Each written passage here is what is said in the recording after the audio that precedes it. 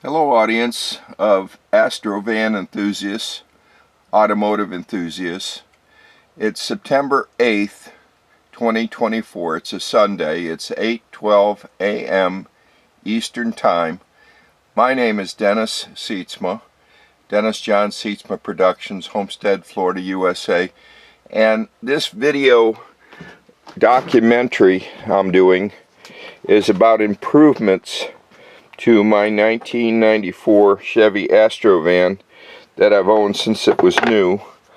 And it's a very good vehicle, very practical utilitarian vehicle in that I use it for farm work. I grow tropical fruits in Homestead, Florida, USA, in the Redland farm area. I grow avocados and mangoes and lychees and black sapote and star fruit called carambola, and I sell to Brooks Tropicals and MiamiFruit.com, or MiamiFruit.org I should say, and I use it to haul my tropical fruit from the grove to the packing house, which I'm putting a Powertrain Products remanufactured engine into my 30-year-old van, 4.3 liter V6 RPO L35.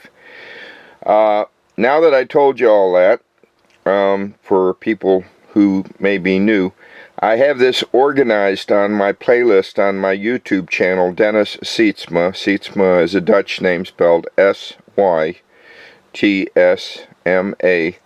so that I show you the most recent segment or production of my video diary, video log, about this subject van that I'm trying to bring back, not to a full restoration, but at least to daily driver status, such as it is. It may be a rat rod, but I also watch a lot of car shows, so I hope I'm using the right words here. But I went to AutoZone last night to get a new coolant sensor, and I bought this coolant sensor online because it said it came with the electrical connector. Well, there's no electrical connector here, and the agent couldn't have been nicer at the AutoZone in Homestead there on Dixie Highway north of Homestead. The guy on duty, he doesn't control what's in the box, but he did his best. He called another store and they made comparisons, and none of these SU102 temperature sensors, none of them have the electrical connector, even though it says it's included on the website. So that's something for corporate at AutoZone to get sorted, and I will follow up with them later. I don't have time now. But they did all they could to help me, the people at the store. And I wanted the electrical connector because I have dreams about improving the electrical harness on this Astro van, because it's 30 years old, and the wiring's good, but I have a lot of marine grade wire left over from other projects where I rewired the boat, and automotive grade wiring is not good compared to marine grade. But anyway, and if you fabricate a wiring harness for an older vehicle, you have to have all the connectors, and that can get real pricey. So I try to get the connectors anytime I can, anywhere I can, and put them in storage until I can install them. Now, the harmonic balancer, which, I don't know why, but the service manual calls it a torsional damper. The bolt's kind of chewed up, so I ordered a new grade 8 bolt, and I'll install that. And I'm going to put the pulley on the front of the torsional damper, the harmonic balancer, on the crankshaft. That's 3 bolts, and that'll take not very long. Now, weather permitting, because we got spotty showers moving through South Florida today, and we got a weather system to the north that they say it's not going to come further south of Orlando, but if it does, that's not good for my project because I'm working outside in less than ideal circumstances. You know, basically, you've seen how I'm working in the past video segments, the productions, the diary logs. So after I get this installed and this installed, I will start doing the spark plug wires and move around the engine, looking at the wiring and how to improve it. I also have some work to do on the fuse block on the ECM-1 fuse. I've got most of the work done, but I have to finish it if I ever hope to start this van up with the fuse block installed. And I need to put some stuff over the windshield to seal it up, and it's going to be crude. A lot of silicone and a lot of metal tape. Try to stop the water from coming in until I can get around to getting the windshield out and doing the auto body repair properly. And I plan to do that work myself sometime in the future. But I hope to get the vehicle back in service soon. And I'm looking at the analytics and the views, and I'm astonished. People are watching the whole video. So thank you, viewers. And I'm not striving for a big audience here. I just want to feed the needs of the enthusiasts and the people that might want to consider doing this in the future. And the situation, at least my analysis is, everybody's buying these crossovers for good gas mileage, and you know, they're very practical vehicles. They're not as good as the old school station wagon for hauling groceries and children, but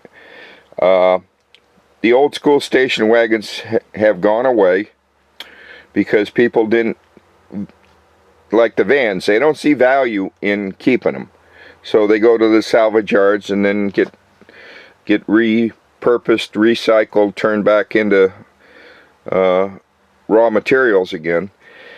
So the station wagons are gone. A lot of the vans are sitting around in salvage yards. So you buy one of these crossovers for family needs, and then you have to buy a real vehicle to haul your boat, haul your trailer, your fifth wheel. You know, and a friend of mine said he spent $99,000 on a fifth wheel.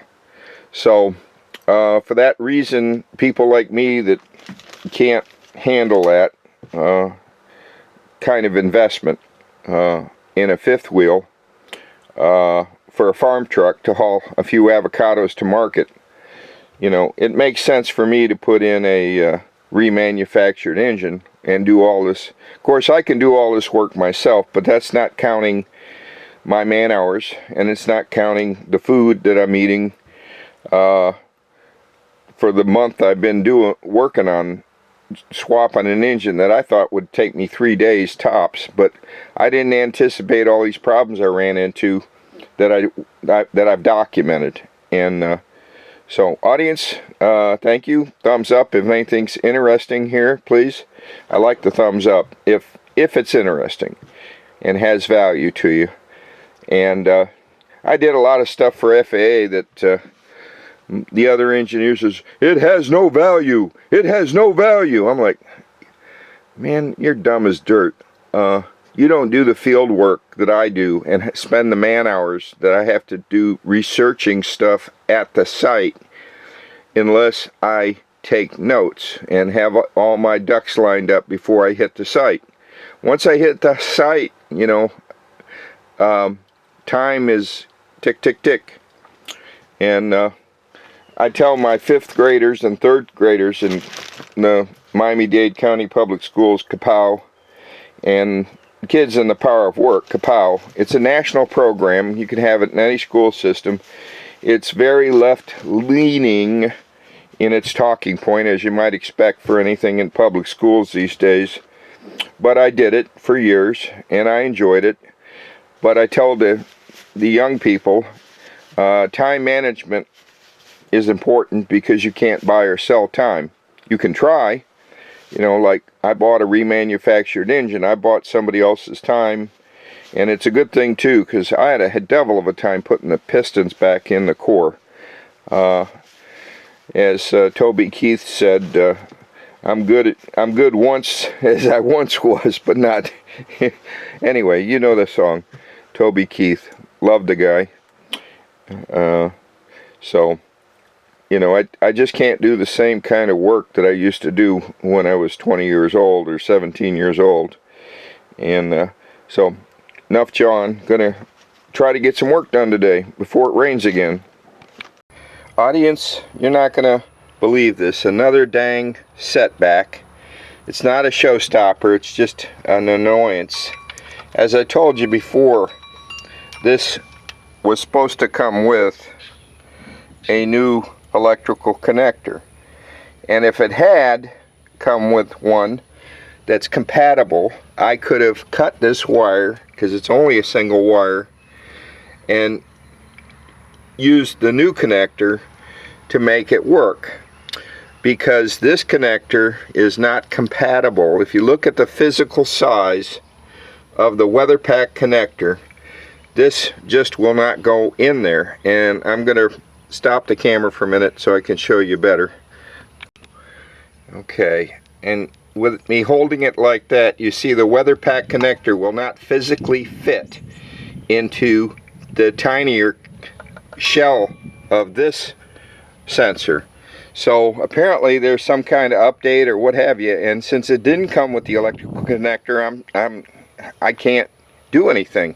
I have to go back to the store and talk to them at AutoZone and see what I can do. But before I do that, let me go inside to give you even a better analysis of this situation.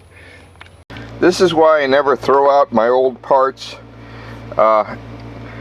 What I broke on this was the shell, and that's the delta, because the electrical connector is the same shape. If I can get some light on here, it's the same shape, and the pin, the distance between the pins are the same, and it's an odd shape, and it matches. Everything matches electrically for the connector, except for the size of the shell is smaller to accept the weather pack connector. So if this Duralast SU102 had come with the electrical connector, as it says it does on the website, but yet it doesn't, I would be okay. I could work around it. But then the engine wouldn't be standard, so I think I got to return this and then go to Napa and try to buy a sense in their line in Echelon and hope it works. But this is why I never throw away my old parts, and I keep track of them until I get the job completely finished. And sometimes I even keep the old parts as spares, but I mark them very carefully. Like I got some used TPS sensors here, and I got a new MAP electrical connector and the old MAP sensor that like I said, in Napa they have the Echelon line, Echlin, Echelon. So I plan to return this when I can. I'm not going to stop work to do this, because I got to get some work done. But I'll return this one and get a refund, and then I'll go to Napa and try to get this one. Now they have another version of this, but I don't think it's going to be any better. The way this works today, I think, and this is, just an opinion. I'm not a marine or automotive professional or any kind of expert. I'm just a consumer of parts and a consumer of things. I think there's a company that does all this spec work and measurement and testing and standards and tolerances, and then they share the information, probably sell it to all of the auto part manufacturers and companies, and and they build it to what they're told, and electrically, mechanically, physically, to come up with you know, a replacement part for a 30-year-old sensor. Now in the meantime, I'll just put this back in the engine and I'll put the plug on it. And if it's only got one the two contacts, only one of them is used. The other one's dummied up. It plugs on, but it doesn't go anywhere because the circuit, the resistance is between one pin and ground on the engine. So that said, I'm going to go back and show you what I did get done today so far. It's 9:30 in the morning, Sunday, September 8th, 2024. This is a video documentary about what I'm trying to do with my old van. Now, this is the BTSI solenoid. This is really important for safety. It goes on the ignition column, and it prevents, it's got a little rod that interacts with the steering column, and this prevents you from starting the engine in situations where you don't want the engine to start, such as if it's in gear. So I had one of these short out on a road trip, and I didn't know it even existed. So I took it to the dealer, and the guy unplugged it because it was shorted out, and it caused my fuse for the power windows, the PWR-WDO, caused that fuse to fail, to blow every time we put a fuse in it. And that, without power to that circuit, it also gives power to the 4L60E transmission. So I had to drive in limp mode from Fort Pierce to Orlando. And the next morning, I went to a dealer in Orlando and paid him $100, and they did a diagnostic and unplugged this and said, you got to replace this, but we don't have it. This is one from a salvage yard, and this is my spare. But this is really important that I bring that up on the 4L60E transmission group, how important this was. Now, I only did this for like 2 years, I think from 93 to 95. After 95, they put they changed the 4L60E to put a switch on the gear selector rod on the driver's side, on the left side of the transmission, and that one detects what gear you're in and prevents the vehicle from starting. Instead of using the BTSI, which I said is failure prone, but if this fails, you must repair it, because you don't want to that actor, I don't know his name, but he played the new Chekhov on Star Trek. He was killed in an accident where he got pinned between his Jeep and his gate. So, when a vehicle moves when you don't want it to, it can be deadly. So, for safety, and I thought about putting a fuse on this one, or a fuse in the circuit, so that if the BTSI shorted out, it wouldn't disable the transmission. But after I thought about it, I said, no, I'm going to leave it the way General Motors had it. So, the BTSI, that's the rant about that. Now we'll go outside and I'll show you what work I did get done. Okay, I have successfully removed the harmonic balancer, the torsional dampener, whatever name. I replaced the center bolt with the aftermarket one, and I'm really happy with it because it's got a big bolt head on it, and that's really important when you're turning this through by hand. With a socket and wrench, for whatever reason you have to turn it by hand. The bolt that came from the factory was not as tall on the nut side, and it would slip off and I'd hurt myself. And I had to take this pulley, I had to take the bolt out to put the pulley on, and then I put the 3 bolts, and one of the 3 needed to be cleaned with a tap. Even though it came from Dorman, brand new, my harmonic balancer. But anyway, it's 14 millimeter on, those are 3/8 inch National Fine. I don't know what the number is, but 3/8 inch National Fine for the 3 bolts for the pulley. And the big bolt in the center, I can't remember the spec. I think it's 7/16 National fine if my memory is accurate. But I can't remember who I bought that from, but it just arrived yesterday, so I'll mention it later but I like that one. It's a good replacement.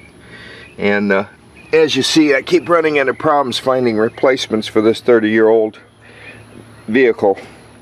But you know, I will prevail. I'm good at stuff like this. I can be very resourceful if I need to be.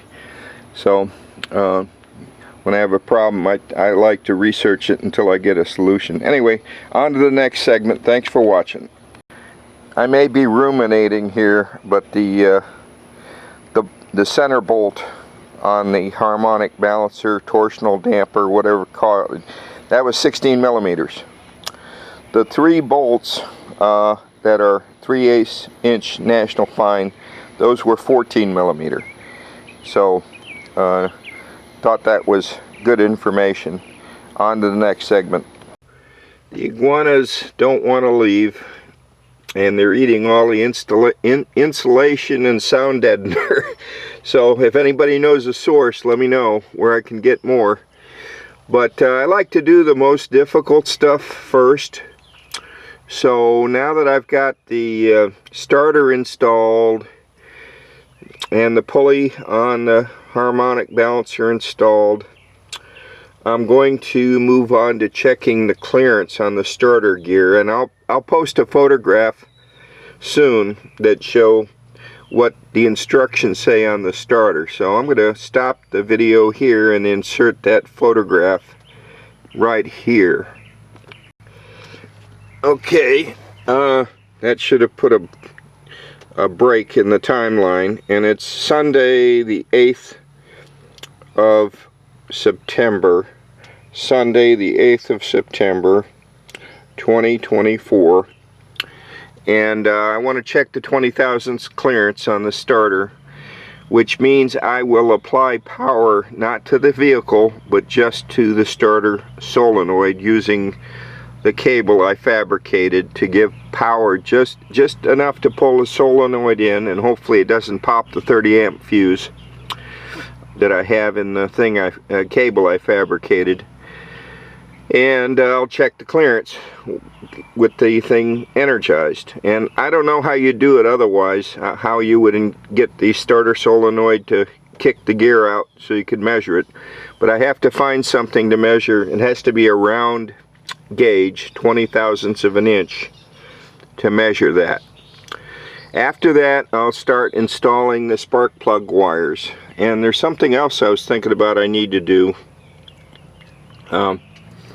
But very soon I'll be moving on to installing the radiator and getting it ready to start the engine. I'll reconnect the power to the fuel pump at the mid-frame connector. I'll talk about that later and show you. I need to do things in sequence here. The electrical wiring's in pretty good shape. I think I got everything installed except for the coolant sensor. And I may have to move some wires here and there, but you know, like right there, I need to plug the alternator in and put a belt on there.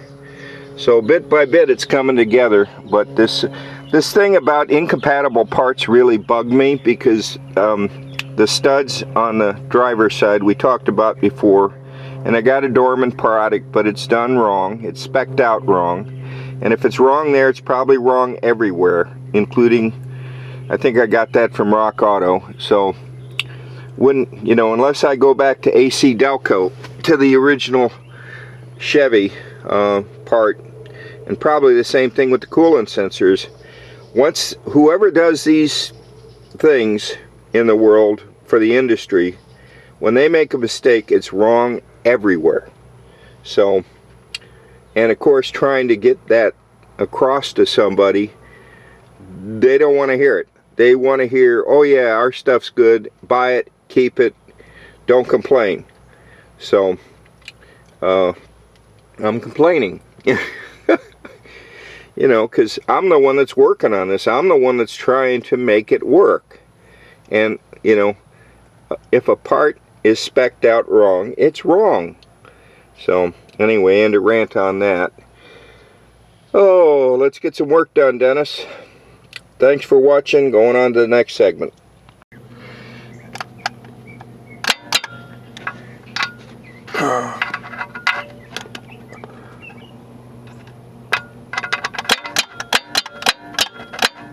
I can't get it to engage fully.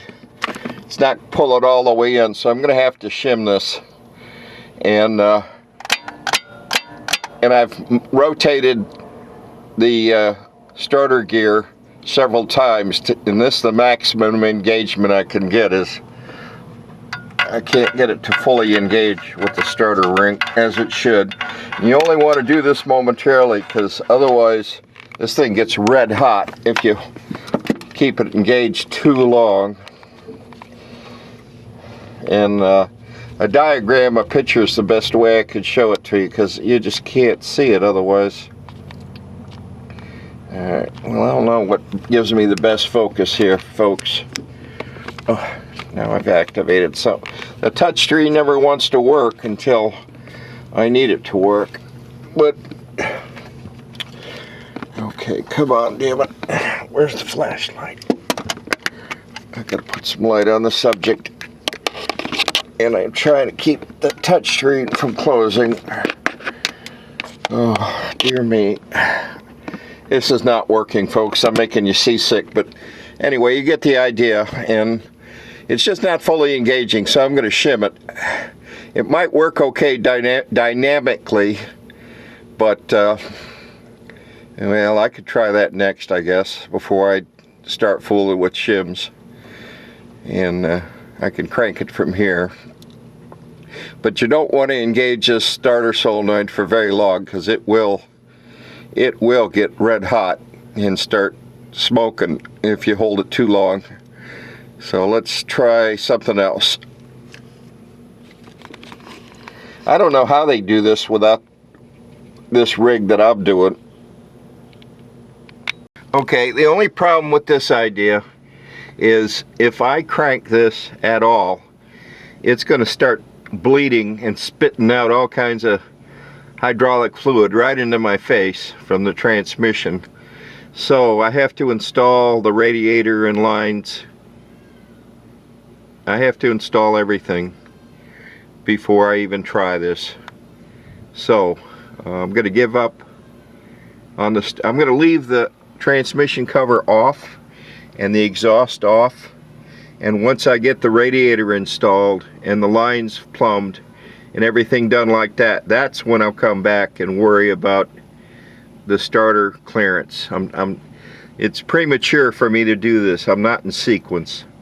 So note to self, anybody else trying to do this, I need to stop here and work more on plumbing the transmission lines and the radiator, get that done, and then I can do whatever I need to do without bleeding transmission fluid all over my face.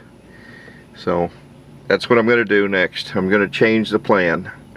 Audience, thanks for watching.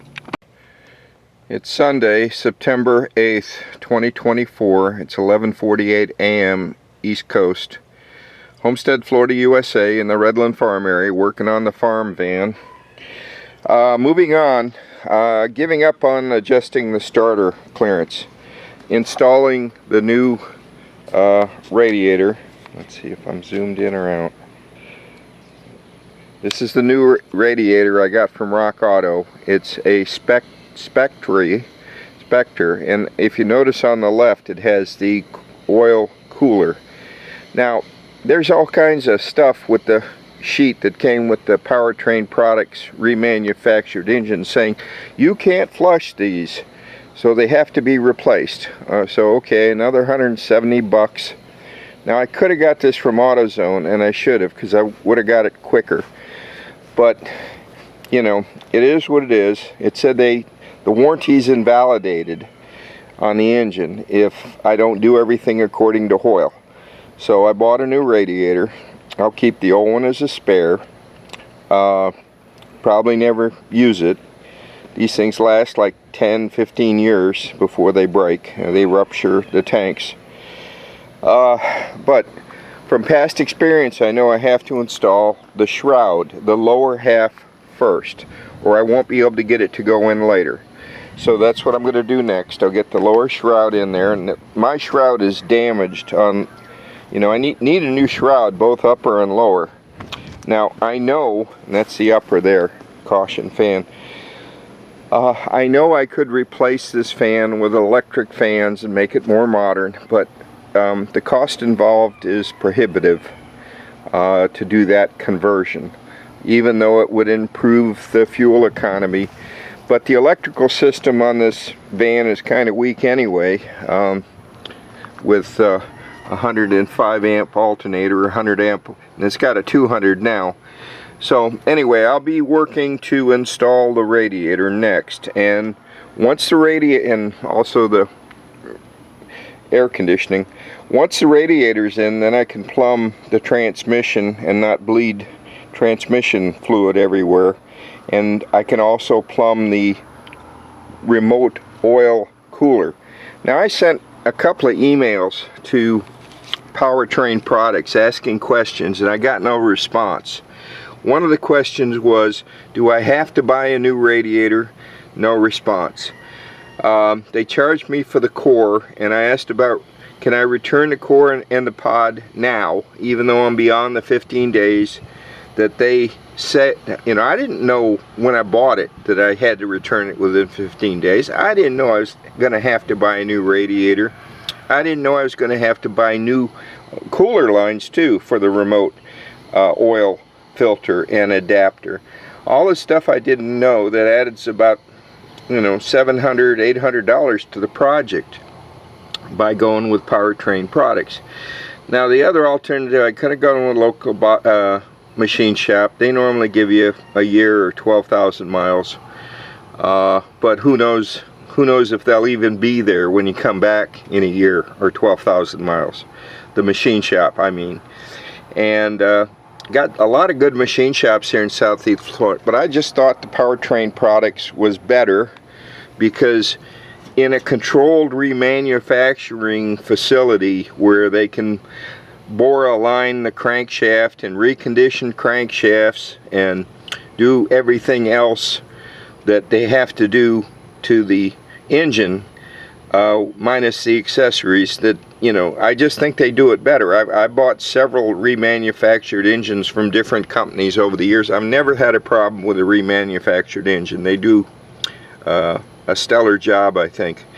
This one, the jury's still out until we get it running and put some miles on it, and, you know, everything else. So that said, we'll install the shroud, the lower part first, and whatever else I need to clean up, and the radiator, the air conditioner. I'm probably going to have to replace this core anyway and these lines because they're not looking all that healthy.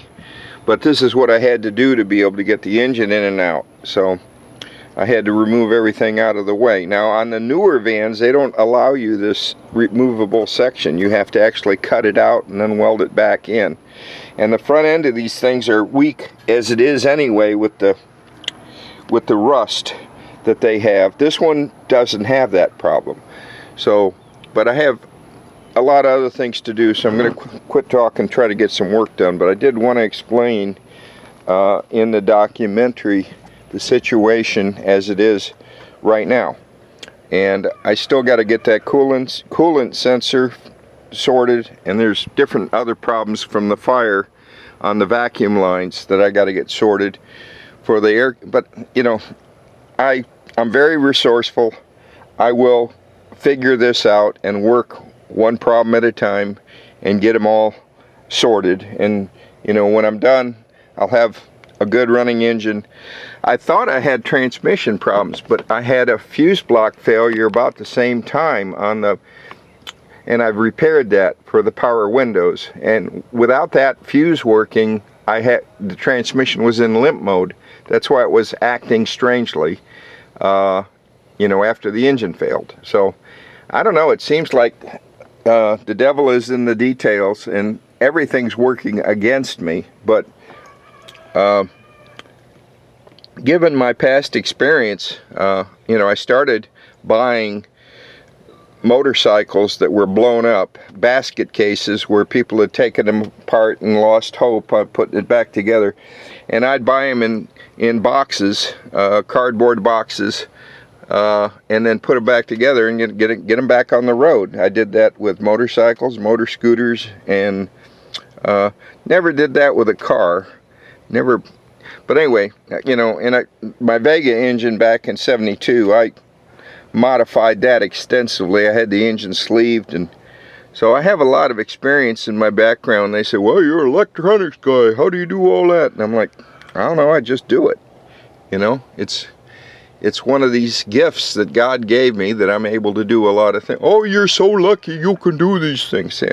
Yeah, I feel lucky when I'm sweating to death and all greasy and fighting with stuff. And I know the dashboard looks terrible, but you know, one day I'll find an artisan that fixes those, and you know, the body work I'll get to sooner or later, or if I don't, oh well, you know, it's just the way it is. Anyway, audience, thanks for watching. Okay, I'm working to install this piece from Vintage Air, and it's going to require some bending to make it marry up with the other end here. And there is a General Motors part number for this piece, but I didn't order it. I ordered this universal one, I think from Summit Racing or something, and it's kind of interesting how they rate these diameters, like in ½ inch or whatever, but trying to get the threads to mate. I've dipped the end in some into some PAG oil, but anyway, I'm trying to get this on camera. And you got to dip that gasket in PAG oil before you insert it. And I'm trying to show you this here. And it is a perfect fit. And back in the 60s, we had a different situation. We had universal fittings. Oh my. We had universal fittings for air conditioning, and clamps and hoses, and none of that exists anymore that I can find. If you know where, give me a link. And I hope I haven't done any damage. Oh me, everything's fighting me. Alright, this is 22 millimeter and 20 millimeter, and I initially had it cross-threaded, and if you continue on to force it, you're just going to make it harder and harder, and it just won't go, and you'll mess the whole damn thing up. So I finally got it on there, and it looks terribly cross-threaded, but I got a good seal here now, so hey, go figure. And if it don't work, I'll just have to replace the core, the condenser.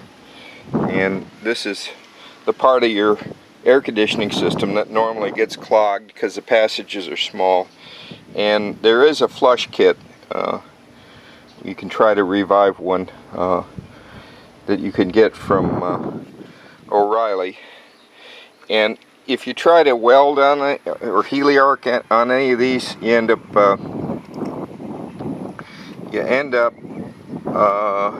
having to use argon gas or some inert gas to keep the passages open because they're so small. But I don't know if I jazz this up real bad or not. It looks terrible, but it's a good tight fit, so at least it feels good. So if it leaks, it leaks, and then we'll come back to it if it leaks. But for now, I got to get this installed, and it just sets down into these rubber cushion things here in the corner for the radiator core. Then I can move on to the condenser, air conditioning condenser core. And I can't believe how much I paid a guy to replace one of these condenser cores. And I should have just said fix it cheap as you can, but no, I had to have a new compressor and new valves and rework the whole damn system, and that ended up being really expensive back years ago. You know, sometimes you're better off just telling them fix it cheap as you can, because you'll be ahead of the game, and you're no better off if you throw money at it and say fix everything. I learned that the hard way. Okay, I got sidetracked trying to make that work, and I finally gave up after I boogered the hell out of the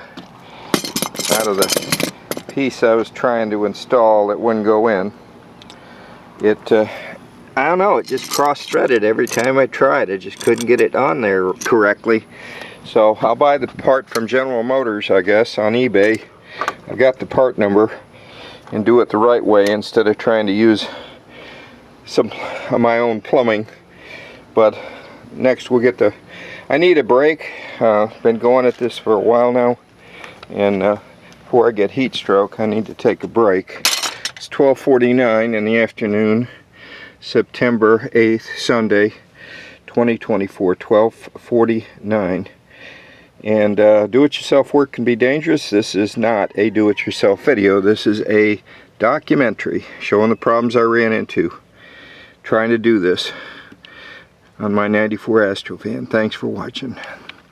Okay, this is PAG oil, PAG 100, R134A. I don't know if this is for the General Motors compressors or not, but everybody makes a different compressor that takes a different PAG oil. So gotta go on the internet and look it up for your application.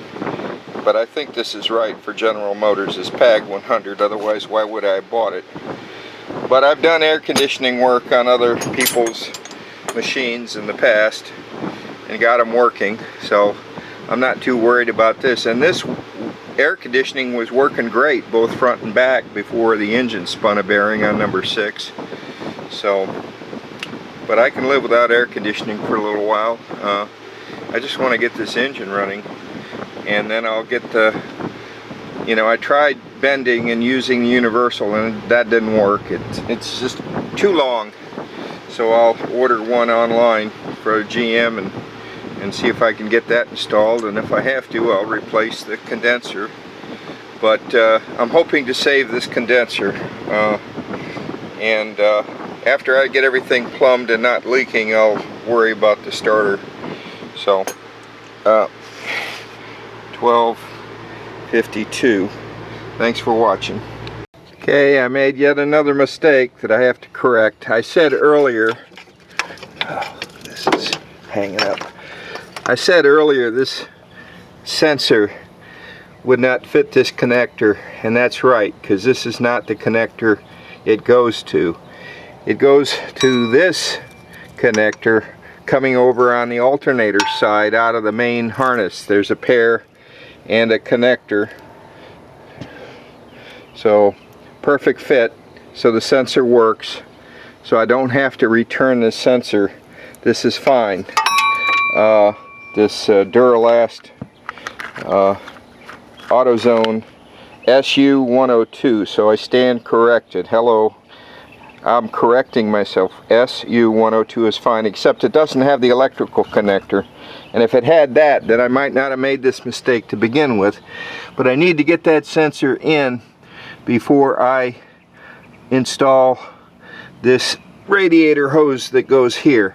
Now you need to be cognizant of the fact that all these wires can't rub when the engine's in operation. So once I ferret out and figure out where all these connectors go to, then I'll put some wire dressing on it, the plastic stuff, and make it a little bit more professional looking than just wires dangling. But I hate these clamps. These clamps are awful. Why do I even keep them? I should take every spring clamp off an engine and replace it with a standard clamp, stainless steel, because those spring clamps, you have to use this tool to put them on or off, or one like it, and it is horrible to work with in close quarters. And I'm always fighting with these things. Why don't I just get rid of the spring clamps altogether? Yes, they are functional. They work fine as a functional thing. You know, they do the job. But these spring clamps are very hard to work with compared to a stainless steel screw type clamp, like the ones included with this radiator. Now I need to bring out the old radiator out of storage to compare these two. Even before I try to install this, I want to make sure that they're compatible by comparing the old part against the new part. So, and I always try to keep my old parts until the job's completely done, because I always run into a situation where I should have kept the old part for the video, if not no other reason. So don't throw your parts away, don't return your cores until the job's completely done, or you'll be making work for yourself and cost you more time and money. So moving on to the next segment. Okay, 19mm spanner or crescent spanner or open end wrench, whatever your pleasure, how you want to name it, to install the coolant temperature sensor. And now I can connect the, I can put some, got to put something on these wires to protect them, and then I can run it, and then I can hook up the radiator hose for the upper one with another one of those spring clamp things that I don't like. So time for another break. I need to get a little more fluids in me at the rate I'm sweating. Thanks for watching. Next segment. It's not the same radiator, is it? Sunday the 8th of September 2024. Video documentary. Rock Auto sent me this one, and it ain't even nowhere the same, even close to what I have. No way, Jose. And no way you can make it work. This is not even close. So who the hell is speccing this things? Anyway, I tried to cancel it and return it, and I can't, because I am started a return on the studs that didn't work from Rock Auto either. So I don't know. Don't know. Okay, that's better. I had it, one of them upside down, and I freaked out. So this may work. I will try to install the one they sent me from Rock Auto. I will try. I will give it a shot. But I'm not so sure that these are the same. I guess they are. I'm trying to compare this to that. Oh, shut up, watch. I don't know if this is the same diameter as that. It looks like it is. Alright, well, maybe we're alright. Maybe. Let's give it a shot. Okay, I guess from a distance they look better. I'm sorry about the shaky camera. I don't know why my hands are shaking so bad, but I've been out in the sun all day, so in and out, taking breaks, just trying to stay hydrated. So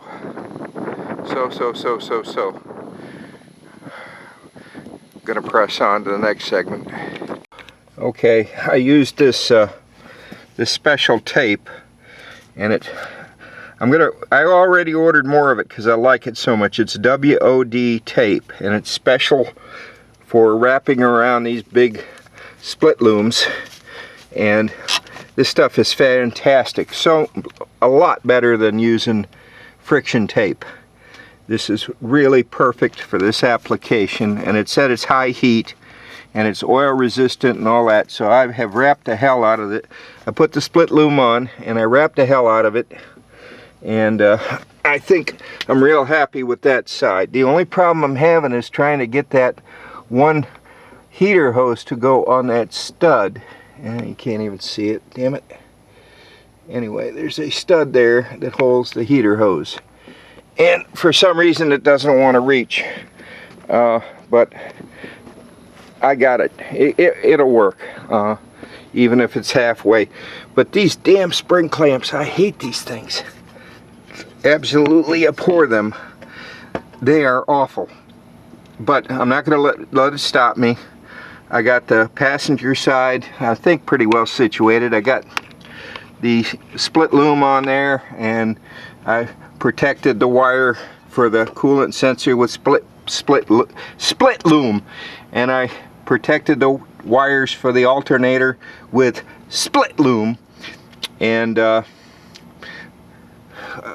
we can start working on the driver's side for moving these hoses around. Like, I gotta crawl underneath there and loosen that clamp on the power steering pump and get the hose to go up to the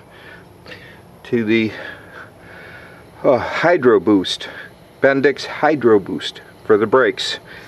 And I'm almost to the point where I can put a belt on here, but I'm going to get the radiator in and the upper hose done before I do that. And I don't know if I really jazzed up this this air conditioning core, but I can get a replacement, I think, or live without air conditioning. And I got to attach this lower shroud. It's got 2 bolts on the bottom that holds it, and then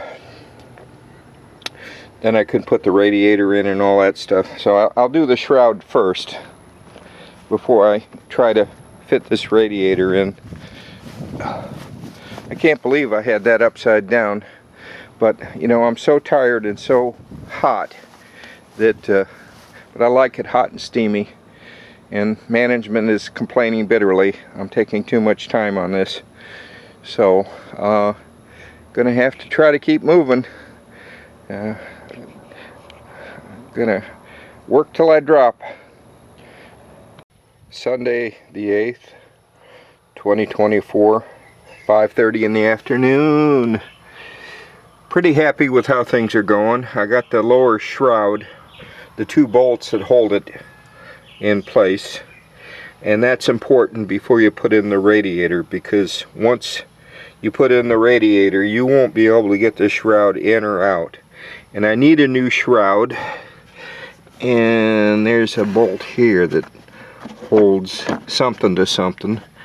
So, well, I guess we'll put the radiator in next, and after that I'll be plumbing the transmission lines, because once the transmission lines are plumbed it won't be bleeding transmission fluid anymore when I crank it.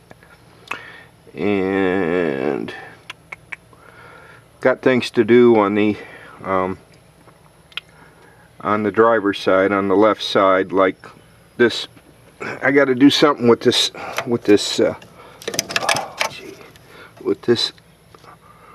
line.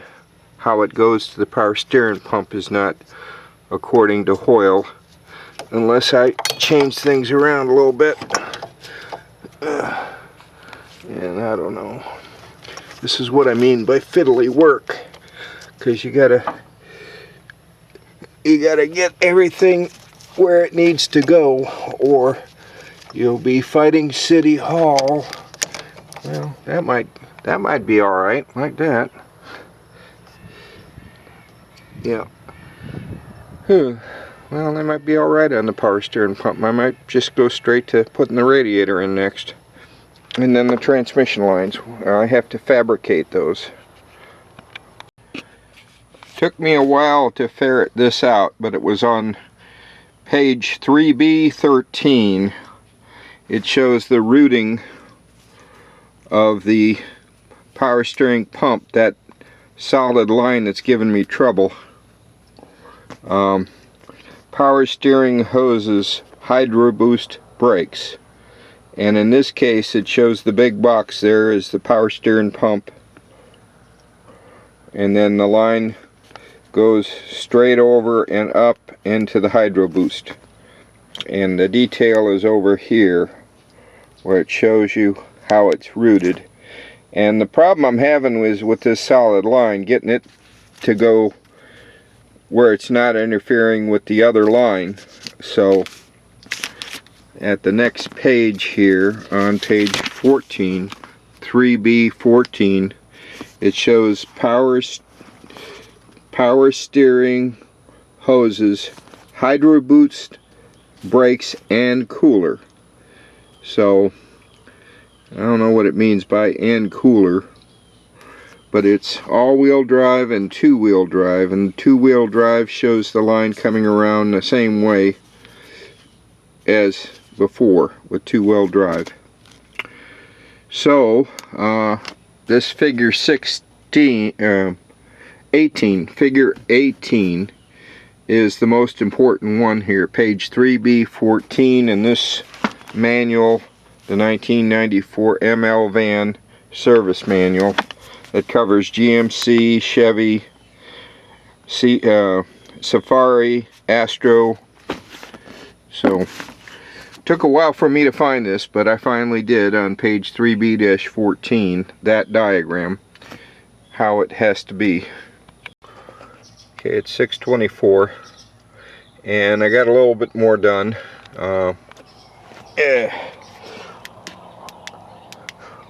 And there's a lot of things that have to fit together, and one of them was the power steering hose.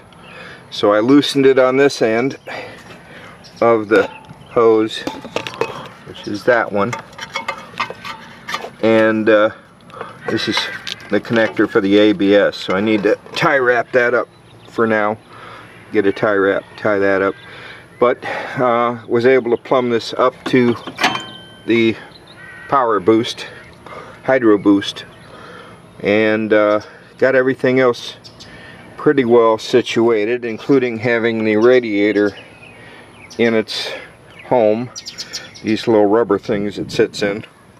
So I'll do the top radiator support, and you know, once I get that done, then I can start working on fabricating the transmission lines and getting those done. And there's a lot more to do, but I don't want to talk about everything at once. But I did have to move this cable a little bit. It's got a retainer here, and I think it's got another retainer here that busted, that I got to fix or put a tie wrap or something.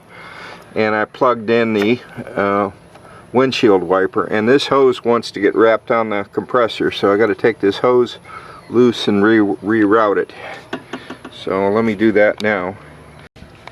Okay, well, fiddly-dee, this thing was on here 30 years and it did not want to come off, but the hose is still pliable, so I was able to reroute that.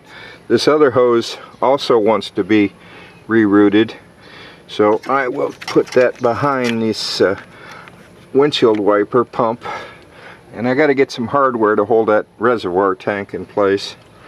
And then I'll start next I'll start working on the upper support, because I want to get this in before sunset, the radiator at least, and then I can plumb the transmission lines. I got to fabricate those. So moving right along, next segment. Okay, you got to take that bolt out and take that bolt out and make sure these little rubber things are in place. And that's kind of a neat piece of engineering, and for the front support, because in later years they didn't do that. They made you cut it out instead of bolting it in. So if you had to swap an engine, you'd have to cut this out and then weld it back in. I like this engineering better than that, so I'll pause the camera for a minute. Okay, things are moving right along, so I'm going to quit while I'm ahead. It's getting towards sunset and I'm tired. I will do this throttle stuff tomorrow when I'm fresh, because it's a little bit fiddly to get that linkage on the throttle. Now I've done all the bolts here and put this piece back on, and the top of the radiator's not being held yet. There's some other clamps that go on there, but these square blocks here, these has a screw here that holds that block and a screw here that holds that block, and that's what holds the condenser. So later when I go to work on the condenser, I will remember those two bolts, because I'm taking a video of it now, right? And what held these things are 1, 2, and a third bolt behind here, and over here it was 1, 2, and where is it? There's a third bolt. I got them all in, but I can't find it with my fingers. Let me get on the other side of the jack here. Yeah, like I say, 1, 2, and then there's something else here somewhere. Oh, it's right there behind this sticker, and it lines up with this thing. Now, I took out a couple of bolts I didn't need to, and I put them back in. So, and they were towards the center, like one here that I didn't need to take out, and one here. And I don't know, maybe something attaches to that I'm not thinking about, like maybe the upper radiator supports. But I'm really tired right now, so I can't think of much of anything except dinner and a shower. But made some good progress here today. Got a lot of work done, especially the wiring, doing those split looms and stuff. And oh, that was fiddly stuff. Got the alternator hooked up, got the coolant sensor replaced, and the wire plumbed for that. Now I got one bolt here I need to tighten that holds this hose, but I'll do that when I'm fresh. I don't want to do it right now, I'm too tired. I'm an electronic engineer, electronic technician. I just do this because I like to do my own work, and I don't like paying somebody else $100 an hour for something I can do myself. And if I mess it up, then it's my bad. Like this condenser may be totally pooched. I'll get that part that goes from here to there and see if I can save it. Maybe yes, maybe no. So, but you know, enough talking. Talk. I talk too much. But I've done a lot of work here, and I'm happy. So I'm going to quit for the day while I'm ahead. Audience, Dennis John Seatsma Productions, Homestead, Florida. Do-it-yourself. This is not a do-it-yourself video. You can get hurt. This is a documentary, which just shows you my blood, sweat, and tears to get this done. And I don't know why, but Siri is, go away Siri, goodbye. I don't know what's going on with Siri. It's recording everything I'm saying. Alright, well, audience, enough for now. Enough. We will carry on probably tomorrow. God willing, we'll carry on tomorrow.